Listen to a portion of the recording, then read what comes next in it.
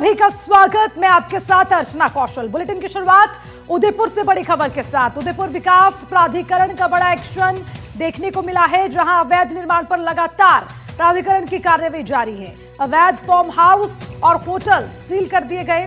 कालारोही गांव में बिना मंजूरी के होटल का निर्माण करवाया गया था, जहां पर इसी के साथ कार्रवाई देखने को मिली है। आर्यन होटल को सील करने की जानकारी। उसके अलावा कलडवास में भवानी होटल को सील किया गया। आरोपियों पर मुकदमा दर्ज किया गया। 4 दिन पहले एक साथ 17 ऐसी विला हैं जिनको सील किया गया है। तो लगातार इसी तरह की प्राधिकरण की कार्रवाई देखने को मिल रही है। प्राधिकरण का एक्शन लगातार जारी है। अवैध प्रॉपर्टीज पर यह लगातार कार्रवाई हो रही है, जिसमें कई नाम शामिल हैं, जिसमें होटल हो, विला हो, सबको अब सील करने का काम किया जा रहा है। और इसी खबर पर ज्यादा जानकारी के साथ हमारे संवाददाता विपिन सोलंकी फोन लाइन पर हमारे साथ जुड़ गए हैं। विपिन, किस तरह से प्राधिकरण कार्रवाई कर रहा है और किन किन जगहों को सील किया गया है, कहां कहां कार्रवाई बाकी है, किस आधार पर कार्रवाई हो रही, पूरी जानकारी।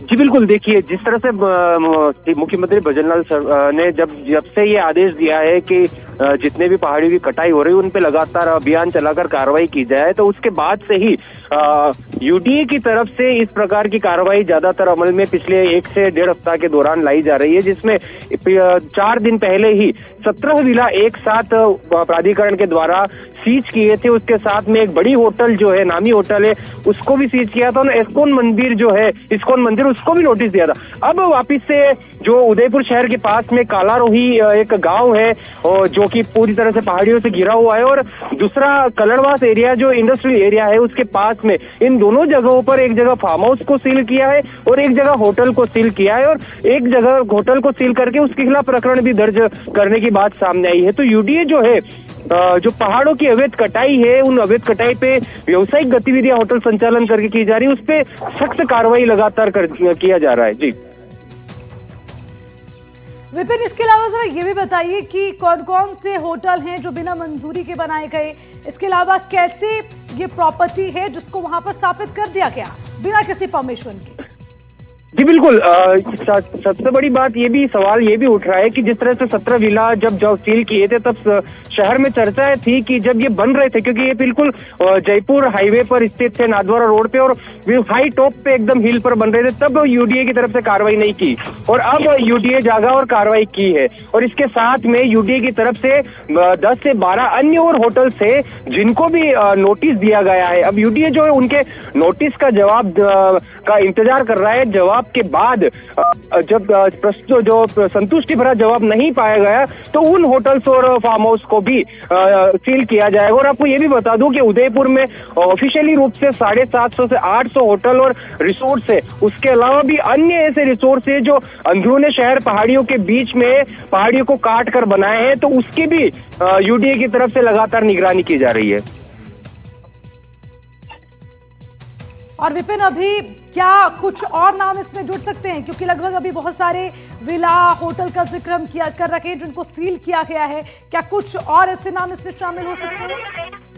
जी बिल्कुल, जैसा मैंने बताया कि यूडीए की तरफ से खुद जारी किया गया है कि 10 से 12 होटल और फार्म हाउस और है जिनको नोटिस जारी किया गया है। 4 से 5 दिन में उनके नोटिस का जवाब आएगा, उसके बाद में उनको सील किया जाएगा। और ये भी बात बता दूं कि यूडीए जब सील करता है तो 3 से 4 माह का कानून के तहत उनको समय दिया जाता है। उन समय में भी संतुष्टि भरा जवाब नहीं आता है तो फिर बुलडोजर कार्रवाई यूडीए द्वारा की जाती है। जिस तरह से पहले बलीचा में अतिक्रमण पर की गई थी, उसी तरह से अन्य भी जगह बुलडोजर की कार्रवाई अमल में लाई जा सकती है। ठीक है विपिन, बहुत बहुत शुक्रिया तमाम जानकारी के लिए।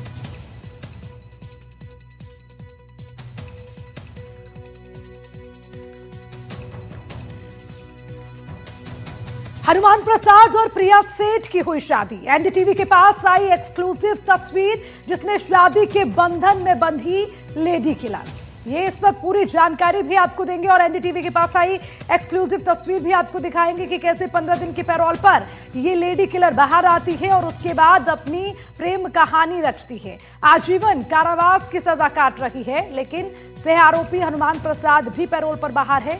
जयपुर की सांगानेर जेल में बंद हैं आरोपी। राजस्थान में 2 चर्चित हत्याकांड में उम्र कैद की सजा काट रहे हैं हनुमान प्रसाद और प्रिया सेठ, जो कि 15 दिन के पैरोल पर रिहाई के बाद शुक्रवार को शादी रचाने के लिए बाहर पहुंचे।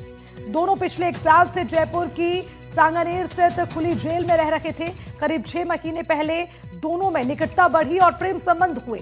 आजीवन कारावास की सजा काट रहे मुख्य आरोपी को राजस्थान हाईकोर्ट से 15 दिन की आपात पैरोल मिली है, तो वहीं प्रिया जयपुर की सांगानेर स्थित खुली जेल में बंद है और इसी मामले में सह आरोपी हनुमान प्रसाद को भी 15 दिन की पैरोल मिल गई है। और इसी खबर पर ज्यादा जानकारी के साथ हमारे संवाददाता मुदित गौड़ हमारे साथ जुड़ गए हैं, उनसे भी जानकारी लेंगे। अब मुदित, जरा बताइए कि कैसे सलाखों के पीछे की प्रेम कहानी आज पैरोल पर बाहर रची जा रही है, जरा पूरी जानकारी दीजिए इसको लेकर। जी बिल्कुल, ये पूरा जो मामला है, 2 मामले थे जिन मामलों में तो ये प्रिया सेठ और हनुमान प्रसाद जो है अलग अलग मामलों में बंद थे। आजीवन कारावास की इनको सजा हुई है।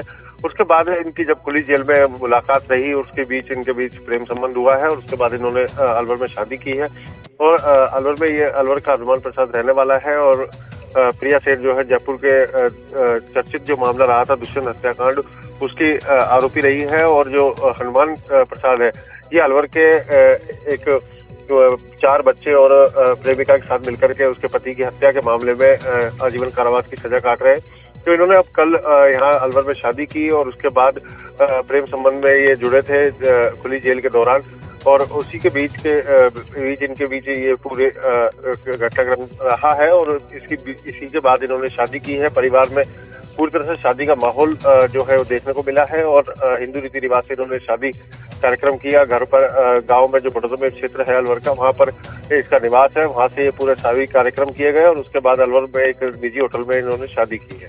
जी एक और सवाल जिसके साथ जुड़ जाता है मुदित, वो ये कि 15 दिन की पैरोल दोनों को मिली है, लेकिन दोनों सजा भी काट रहे हैं। उसके बाद एक बार फिर से अपनी शादी को लेकर चर्चा में आए, तो अब आगे क्या होगा इसके बाद की क्या कार्रवाई आगे? जी बिल्कुल, आगे का जो इनका इन्होंने क्या सोचा हुआ है इस बारे में तो इन्होंने मीडिया से कहीं भी साझा नहीं किया। इन्होंने जो शादी भी की वो भी कहीं गुपचुप तरीके से रखा, इन्होंने उसकी भी जानकारी कहीं साझा नहीं होने दी थी। लेकिन जो पूरा मामला है उसके बाद इन्होंने चर्चाओं में रहे शुरू में, उसके बाद ये शादी के बाद चर्चाओं में आए। इस चर्चा के चलते ही लगातार जो मीडिया का खबरें आई, खबरों के बाद इन्होंने दूरियां बनाई और उसके बाद इन्होंने कल ये शादी की तो वहां पर भी बहुत सिलेक्टेड लोगों को रखा गया, परिवार के सदस्यों के अलावा, और ज्यादा भीड़ भाड़ नहीं थी। और भीड़ भाड़ नहीं होने के कारण ही ये साफ नहीं हो पाया था कि इन्होंने शादी कहाँ पर की है। इसी के मामले को लेकर के जब पूरा ये घटनाक्रम चला, उसके बाद अभी आगे ये कहना मुश्किल है कि अभी 15 दिन की पैरोल के बीच ये कहाँ रहेंगे और क्या इनका कार्यक्रम रहेगा। लेकिन 15 दिन के बाद इनको वापस एक बार वहाँ खुली जेल में पहुंचना है, जहाँ पर इनको अपनी हाजिरी देनी होगी और वहीं पर ये अपना जीवन जो है उसी प्रकार से चलाएंगे। ठीक है मुदित, शुक्रिया तमाम जानकारी के लिए।